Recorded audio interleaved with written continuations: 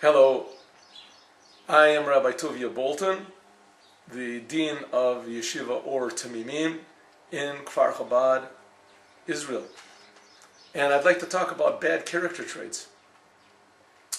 Bad character traits, of course, everybody knows are a terror. It's awful to see somebody with bad character traits. Anger, depression, selfishness, revenge, lust, dishonesty, self-destruction. The world is full of it. We can always pick it out on other people, and it's a very big mitzvah, very commanded from the Torah, not to talk about it if we see it in other people, unless, of course, it'll help others. But what about seeing it in ourselves? That is a task which is almost impossible. A human being never sees fault in his own self. And when he does, he either tries to excuse it, or he prides himself so much that he found faults in himself that the pride and the happiness that he has overrides the fact that he still has bad faults. In fact, even more, there's a very interesting a mimer of Hasidic discourse written by the third Rebbe of Chabad, the Tzemach Tzedek. It says that there's a commandment to love every Jew like yourself. V'ahavta l'reacha kamocha. What that you should love everyone as you love yourself. And he explains, how is this commandment? This commandment is that you should not see faults in other people, just like you don't see faults in yourself. Because a person naturally loves himself so much that he doesn't feel any faults. Why does a person love himself so much and he doesn't love other people? Because yourself you see from the inside. You feel yourself. But the other people you don't see from the inside, you just see from the outside. That in the language of Hasidut is called klipa. It's like a shell. Sitra achra, the other side. By the other person, he is the other side. So therefore you can see all the external bad things in him.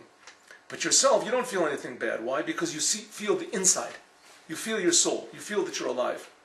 You feel that basically you're a good person. You're alive. You're above understanding. You're the center. You're something like God yourself. At that you don't see bad in yourself, you're supposed to do to other people. Try to see the good in them. In fact, there's a story in the Talmud that someone came up to Hillel, the elder, and said, "Can you teach me the whole Torah on one foot?" And he said, "Yes, I can." He said, "What's not good to yourself, don't do it to other people. What's not good to you, don't do it to anybody else." The person asking the question was convinced. He said, I'm sorry, that's not the end. He said, "What's not good to you, don't do it to other people, and the rest go and learn." Go and learn. The person asking the question was satisfied. Ask yourself the question, what type of thing, what's not good to you, don't do it to anybody else. What if it's not good to a person that people do him favors? What if a person doesn't like it if other people treat him nicely? He doesn't like compliments. It means he shouldn't give compliments to anybody. What if a person is a masochist? He likes it if people hurt him. That means you should go and hurt other people. What's good to you, do to others. What's not good, doesn't make any sense. Why did Hillel say such a vague thing to him?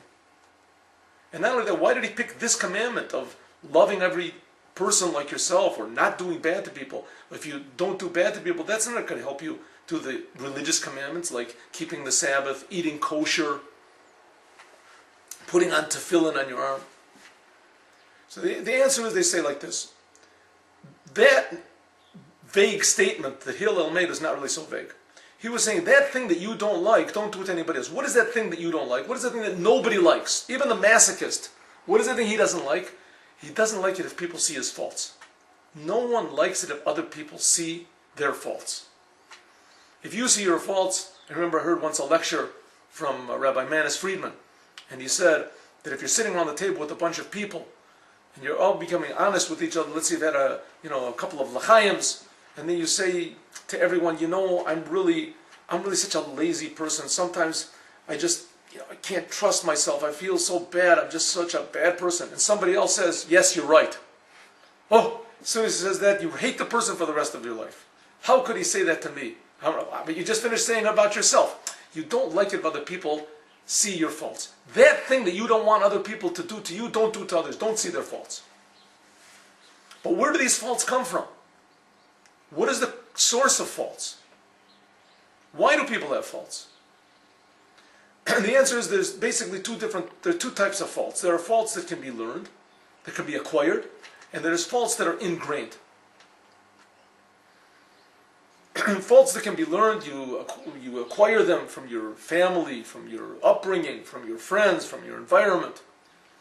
Anger, lust, depression. You can get it from what's around you, from the media, from your parents. But then there's also certain bad traits which are innate. And they differ with different people. For instance, in Israel, they opened up a casino, a gambling casino in the town of Jericho. It was in the Palestinian area. It was even dangerous to go there. People went there, religious people that had never gambled in their life. And suddenly they became addicted to gambling. These people had taken drinks of alcohol. They didn't become addicted to alcohol. They didn't become addicted to other things that people are addicted to, eating, whatever. But they became addicted to gambling. They didn't know it, but inside of their system, somehow or other was a weakness for gambling. Other people, they get addicted to anger. Some people are addicted to sex. Some people are addicted to drinking, to drugs, to work, eating.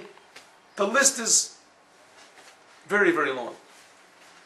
And interestingly enough, a lot of these people that are addicted to their one thing, they're not interested in other things. Where do these things come from? The answer is that these terrible faults come from God. They're gifts. These are gifts that God gives each and every individual to overcome. How can a person overcome these terrible blemishes? The answer is that he can't. He can't. Only God can. It forces a person to turn to God for help. This is basically what's called, in popular nomenclature, it's called the 12-step program.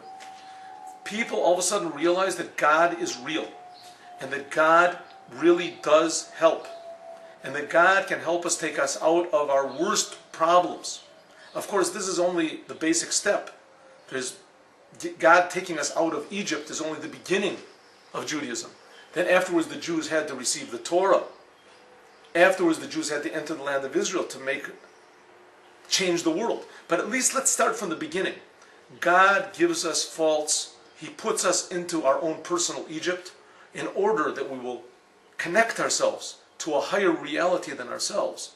And when we do so, then we realize that God can really do anything if we just allow Him to.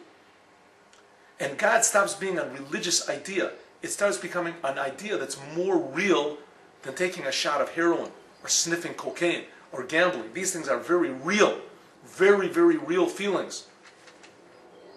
But you should know that God is more powerful, and I'll end with a joke.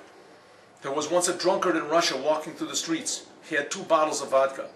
A group of Hasidic Jews, probably Chabad Hasidic Jews, went to him and said, "My friend, Tavarish, we're making a big Farbringen tonight, a big Hasidic gathering, and we need a bottle of vodka to say L'chaim. All the stores are closed. Please, we'll buy the bottle from you." He said, "No, yet." He said, "How much does a bottle of vodka cost?" "It costs 3 rubles. We'll give you 10 rubles. He said, "No." He said, "We'll give you 50 rubles. "No." "We'll give you 100 rubles. He said, "No." "We'll give you 300 rubles. He said, "No." They said, "You fool, idiot. Don't you realize that if we give you 300 rubles, that tomorrow you can go and buy 100 bottles of vodka?" He says, "Yes, it's true. Tomorrow I can buy 100 bottles of vodka, but tonight all of Moscow belongs to me with this bottle." What can be greater pleasure than that? The answer is the connection to the Creator of the universe is a greater pleasure. It would be worth it, God forbid, for a person to be an addict in order to go out of being a normal, regular person connected only to himself and connect himself to a higher reality, a reality of infinite love and care.